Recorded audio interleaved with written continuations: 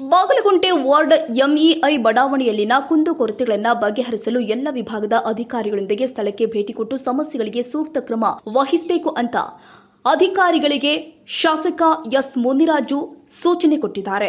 MEI ಬಡಾವಣೆ ನಿವಾಸಿಗಳ ಕ್ಷೇಮಾಭಿವೃದ್ಧಿ ಸಂಘದ ಅಧ್ಯಕ್ಷ ಲಕ್ಷ್ಮಣ್ ಗೌಡ್ರ ನೇತೃತ್ವದಲ್ಲಿ ಸದಸ್ಯರು ಮತ್ತು ಸ್ಥಳೀಯ ನಿವಾಸಿಗಳು ಕೊಟ್ಟ ದೂರಿನ ಮೇರೆಗೆ ಶಾಸಕ ಮುನಿರಾಜು ಅವರು ಇಂದು ಸ್ಥಳ ಪರಿಶೀಲನೆ ಮಾಡಿದರು. ಕಸದ ಸಮಸ್ಯೆ, ನೂತನ ಮನೆ ಕಟ್ಟುವವರ ಮನೆಯ ನಕ್ಷೆ ಪರಿಶೀಲನೆ, ಚರಂಡಿಯಲ್ಲಿ ಮಣ್ಣು ಸುರಿಯುವವರ ವಿರುದ್ಧ ಕ್ರಮ, ಉದ್ಯಾನದ ಪಕ್ಕದ ರಸ್ತೆಗಳಲ್ಲಿ ವಾರಗಟ್ಟಲೆ ವಾಹನ ನಿಲ್ಲಿಸುವವರ ವಿರುದ್ಧ ಕ್ರಮ, ವಿದ್ಯುತ್ ತಂತಿಗಳಿಗೆ ಅಡ್ಡಿಪಡಿಸುವ ಕೊಂಬೆಗಳ ಕತ್ತರಿಸುವಿಕೆ, ಬಿಬಿಎಂಪಿ ಹಿಂಭಾಗದ ಗ್ರೌಂಡ್ ಸುತ್ತಲೂ ತಂತಿ ಬೇಲಿ ಮತ್ತು ಗೇಟ್ ಅಳವಡಿಕೆ, ಉದ್ಯಾನವನದಲ್ಲಿ ಇರುವಂತಹ ಶೌಚಾಲಯ ಬಳಸಲು ಸರಿಪಡಿಸುವುದು, ಫುಟ್ಪಾತ್ ಒತ್ತುವರಿ ತೆರವುಗೊಳಿಸಲು ಕ್ರಮ, ಇನ್ನು ಮುಂತಾದ ಅನೇಕ ಸಮಸ್ಯೆಗಳನ್ನು ಬಗೆಹರಿಸಲು ಆಯಾ ವಿಭಾಗದ ಅಧಿಕಾರಿಗಳಿಗೆ ಶಾಸಕ ಎಸ್ ಮುನಿರಾಜು ಖಡಕ್ ಸೂಚನೆ ಕೊಟ್ಟಿದ್ದಾರೆ. ಈ ಸಂದರ್ಭದಲ್ಲಿ ಬಿಜೆಪಿ ಮುಖಂಡರು ಆದ ಗುರುಪ್ರಸಾದ್, ಲಕ್ಷ್ಮೀ ವೆಂಕಟೇಶ, ಕೃಷ್ಣಮೂರ್ತಿ, ಮಧುಸೂದನ್ ಸೇರಿ ಜಿಬಿಎ ಅಧಿಕಾರಿಗಳು, ತೋಟಗಾರಿಕೆ ಇಲಾಖೆ ಅಧಿಕಾರಿಗಳು, ಸಂಚಾರ ಪೊಲೀಸರು ಹಾಗೂ ಸುತ್ತಮುತ್ತಲ ನಿವಾಸಿಗಳು ಉಪಸ್ಥಿತರಿದ್ದರು. ನಿಲ್ಲಿಸ್ರಿ, ಫಸ್ಟ್ ಎಲ್ಲ ಮೋರಿ ಕ್ಲೀನ್ ಮಾಡಿಕೊಡಿ, ಮೋರಿ ಮೇಲೆ ಸ್ಲ್ಯಾಬ್ ಹಾಕ್ಕೊಟ್ಟು, ಅದುವರೆಗೂ ಕರೆಂಟು ಮತ್ತು ನೀರು ಕೊಡಬೇಡಿ ಅಂತ ಬರೆದುಬಿಡಿ. ಹಾಂ, ಕರೆಂಟು ಮತ್ತು ನೀರು ಕೊಡಬೇಡಿ ಅಂತ ಬರೆದುಬಿಡಿ.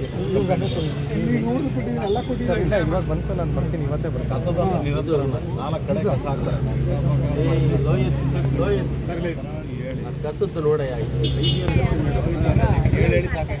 ಮೋರಿ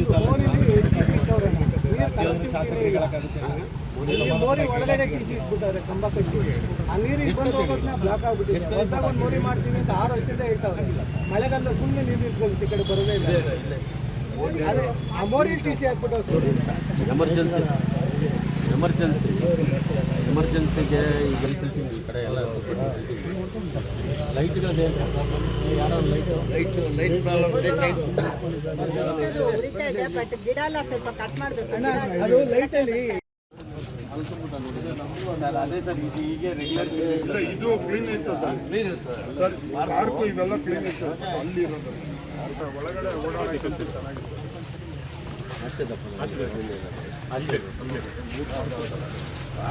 ಗೇಟ್ 2 ಸಲ ರೆಡಿ ಆಗಬೇಕು. ಅದು ಕೆಳಗಡೆ ಇಕ್ಕಿದ್ರೆ ಯಾವನು ಕಟ್ಟಿದ್ನೋ ಗೊತ್ತಿಲ್ಲ, ಅದು ಕೆಳಗಡೆ ಕೊಟ್ಬಿಟ್ಟದು, ಕೆಳಗಡೆ ಗೋಡೆಗೆ ಕೊಟ್ಬಿಟ್ರು ಬೇಕಾರೆ ಎತ್ತಿಸ್ಬಿಟ್ಟು ಗೋಡೆಗೆ ಇಡು. ನೆಲಕ್ಕೆ ಟಚ್ ಆಗಬಾರ್ದು, ನೆಲಕ್ಕೆ ಟಚ್ ಆದರೆ ಅಷ್ಟು ಬಂದು ಹೋಗ್ತದೆ.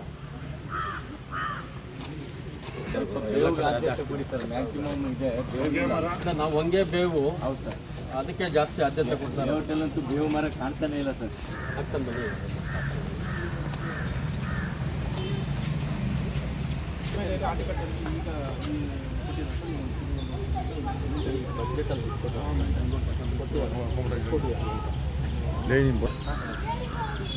ಇದಕ್ಕೆ ಪೇಂಟಿಂಗ್ ಗಿಂಟಿಂಗ್ ಪ್ರಾವಿಷನ್ ಮಾಡ್ಕೊಟ್ಟು ಇಲ್ಲಿ MEL ಹೋಟೆಲ್ 3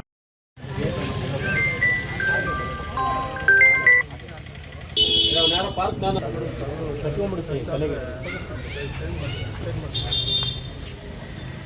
ತೆಗೆದಾಕ್ತಿರೋದನ್ನು. ನಾನು ಒಂದು 2-3 ಪಾರ್ಕಲ್ಲಿ ಕಟ್ಸಕ್ಕೆ ಹೋದ್ರೆ ಕಾನ್ಫಿಗರ್ ಮಾಡಿ ಸರ್. ಕಟ್ಟಡ ಇದೆ, ಎನ್ವೈರ್ಮೆಂಟಲ್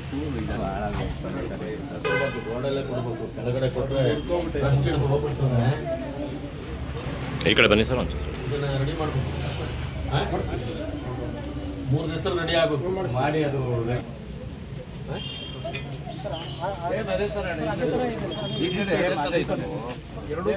ಎರಡು ಕಡೆ ಮಾಡಿ ಸಾಕು. ಯಾರು ವಾಚ್ಮ್ಯಾನ್ ಅದನ್ನ ಇಲ್ಲಿ ವಾಚ್ಮ್ಯಾನ್ ಸರಿ, ಅವನು ವಾಚ್ಮನ್ನ ಅಲ್ಲಿ ಇಲ್ಲಿಗಲ್ ಸ್ಟ್ರಕ್ಚರ್ನ ತೆಗೆದ್ಬಿಟ್ಟು ಮೋಲ್ ಸ್ಟ್ರಕ್ಚರ್ನ ಇಟ್ಕೊಂಡ್ಬಿಟ್ಟು ಅಲ್ಲಿ ಮುಂದ್ಗಡೆ ಚಿಕ್ಕದಾಗೋದು ಕಟ್ಕೊಡ್ತೀವಿ. ಹಾಂ, ಒಂದು 4-5 ಕಟ್ಕೊಡ್ತೀವಿ. ಬಚ್ಚಲ ಮನೆ ಅದರಲ್ಲೇ ಇರಬೇಕು. ಇವೆಲ್ಲ ಏನು ಒಂದು ಶೀಟ್ ಗೀಟ್ ಇರಬಾರ್ದು. ಎತ್ತಾಗ್ತದೆ ಸರ್ಕಾರ ಮಾಡ್ಕೊಂಡು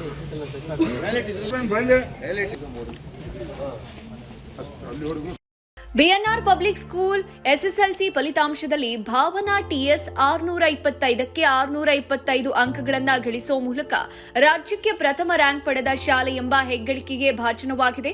2026-27ನೇ ಶೈಕ್ಷಣಿಕ ಸಾಲಲ್ಲಿ ಮಾಂಟೆಸರಿಯಿಂದ 10ನೇ ತರಗತಿವರೆಗೆ ಪ್ರವೇಶಾತಿಗಳು ಪ್ರಾರಂಭ ಆಗಿದ್ದು ಕೆಲವು ಪ್ರವೇಶಾತಿಗಳು ಲಭ್ಯ ಇದೆ. ಪ್ರತಿಭಾನ್ವಿತ ಮಕ್ಕಳಿಗೆ ವಿದ್ಯಾರ್ಥಿ ವೇತನದ ಸೌಲಭ್ಯ ಇದೆ. ಒಮ್ಮೆ ಭೇಟಿ ನೀಡಿ.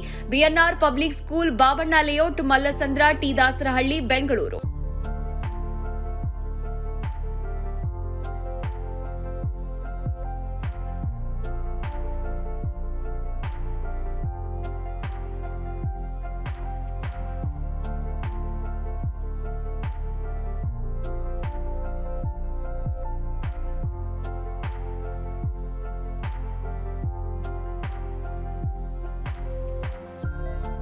ಶಾಲೆಯ ಪ್ರಮುಖ ಸೌಲಭ್ಯಗಳು ಇಂತಿವೆ. ವಿಶಾಲವಾದ ಆಟದ ಮೈದಾನ, ಡಿಜಿಟಲ್ ತರಗತಿಗಳು, ಎಐ ಮತ್ತು ರೋಬೋಟಿಕ್ಸ್, ಯೋಗ, ಪಾಶ್ಚಿಮಾತ್ಯ ನೃತ್ಯ ಮತ್ತು ಭರತನಾಟ್ಯ ತರಗತಿಗಳು, ಚೆಸ್ ಅಕಾಡೆಮಿ, ಕ್ರಿಕೆಟ್ ಅಕಾಡೆಮಿಯಂತೆ 2024-25ನೇ ಸಾಲಿನ ಎಸ್ಎಸ್ಎಲ್ಸಿ ಪರೀಕ್ಷೆಯ ಫಲಿತಾಂಶದಲ್ಲಿ ರಾಜ್ಯಮಟ್ಟದ 5 ರ್ಯಾಂಕ್ ಪಡೆದಿರುವುದು. ಅದರಲ್ಲಿ ಭಾಸ್ಕರ್ಯನ್ 625ಕ್ಕೆ 622 ಪಡೆದು ರಾಜ್ಯಕ್ಕೆ 4ನೇ ರ್ಯಾಂಕ್ ಗಳಿಸಿರುವುದು ಶ್ಲಾಘನೀಯ. ಮತ್ತು ಗುಜರಾತ್ನಲ್ಲಿ ನಡೆಯುವ ರಾಷ್ಟ್ರಮಟ್ಟದ ಟೈಕ್ವಾಂಡೋ ಸ್ಪರ್ಧೆಗೆ ನಮ್ಮ ಶಾಲೆಯ ಮಕ್ಕಳಾದ ಸುತನ್, ಶಿವಾನಿ, ಕುಶಿಕಾ ಆಯ್ಕೆಯಾಗಿರುವುದು ಹೆಮ್ಮೆಯ ವಿಷಯ.